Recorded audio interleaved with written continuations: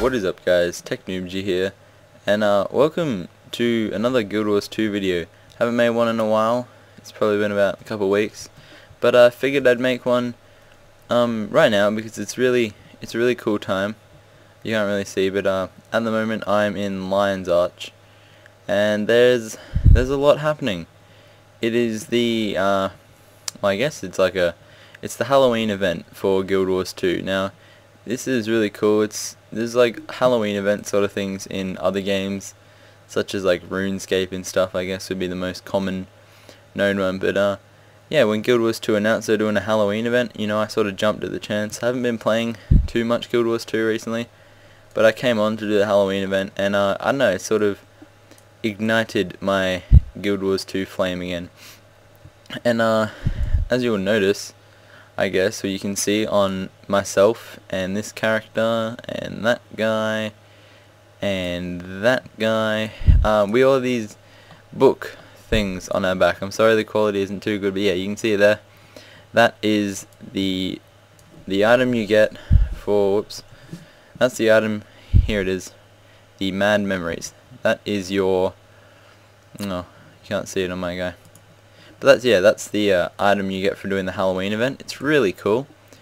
It's got, you know, a couple buffs and stuff, and you know, above that it's like an animated flaming book on your back. And what else can you want, man? It looks awesome, especially with some other gear types. It looks really cool. But so yeah, I quite like that. I reckon it's really cool. And yeah, that's not the only thing though that they released with the Halloween event. There's also a lot of different items and stuff on the gem store you can buy, like Halloween themed goodies. And there is also this big old boss fight here, which I will get into shortly, and that is basically fighting the Halloween boss, I guess. And I mean, it's a fairly simple-ish fight. I'll go through it after this. So yeah, here is the Mad Memories book, sorry, that you get for doing the Halloween event in Guild Wars 2. It's like a little book. Hope you guys like it. And also this is the new armor that I have as well, which looks a lot better than my old one. Anyway, so yeah, now I will get on to what the boss fight actually looks like. Alright, so first of all, I'd just like to point out the reason why the quality of this video is a lot different to the other one is because I accidentally ticked the half size box in Fraps. So yeah, it's recorded the videos in 360 by, 640 by 360, that's why the quality doesn't look so great. So yeah, let's get to the boss fight. Alright, so this boss fight is pretty much like the most overrated boss fight ever, because even though it's like level 80 mobs that come out, it makes you level 80 as well, so you really don't have to worry, and it's really noob friendly. And I suppose this is like a really good thing that they did here by making the boss fight, you know, doable by everyone. It's just really, it's a good thing, I guess, because the book task, which is the Act 1 and Act 2, Act 1 can be done by all levels, but Act 2, even I struggled with that, and I was level 40. I'm pretty sure like the recommended level for Act 2 is like about 60, because yes, that's why Act 2 is pretty hard.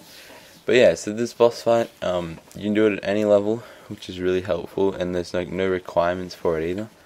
So that's really good. And so yeah, it starts off when you walk in there. You walk down to this sort of little platform, and he says some stuff about playing a game with Simon Says. Well, he doesn't call it Simon Says, but that's pretty much what it is. Now, I'm not sure if it's bugged or not, but I've done it 3 times, and I've never actually played the game. But apparently, what you're meant to do is you're meant to do it, and he'll say something, and then you've got to do the emote, and your taskbar changes. And if you get it right, you do it again, and then after a couple times, he'll just jump down.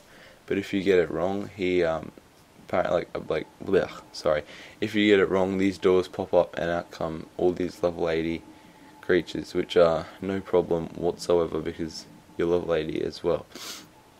Alright, so after the creatures come out, you kill a couple of them, and then he will jump down and say some stuff, and that's when you go to fight him. Now, he is fairly easy. You pretty much can just sit back. At the start sort of bit, you can just run up and smack him with your axes or swords.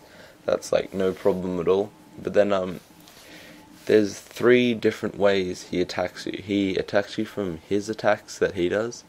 He uses candy corns and scarecrows, so I'll get into them. So the attacks he does are pretty basic sort of things. He'll just like hit you with a sword or hit you with a shield, and they do like minor damage, and they're not too bad.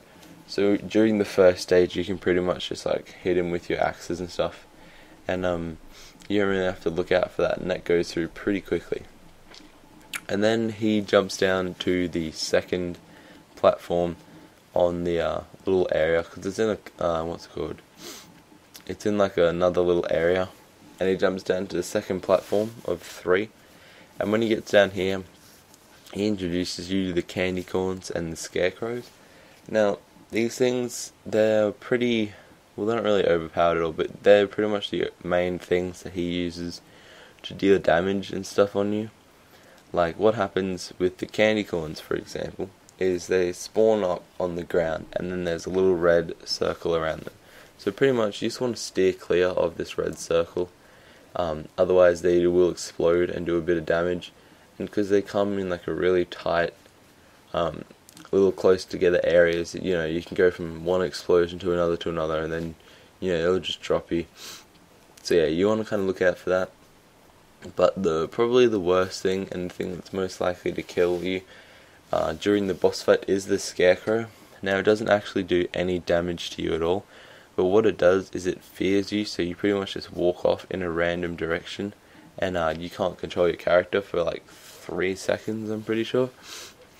And because all the stages are like massive stones, they don't have barriers over the edge, so that's how come you die really easily with the scarecrows, because they pretty much walk you straight off the edge.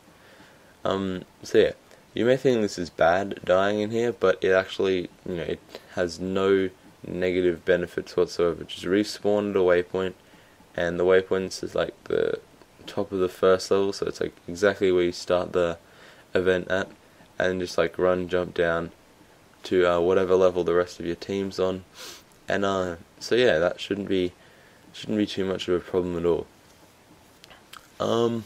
The rewards you get for doing the event, first of all, after you kill the scarecrow, you get, I think the first time you do it, you just get some like Halloween armor smithing or stuff items. I'm not sure exactly how they work yet, but I'll look into that.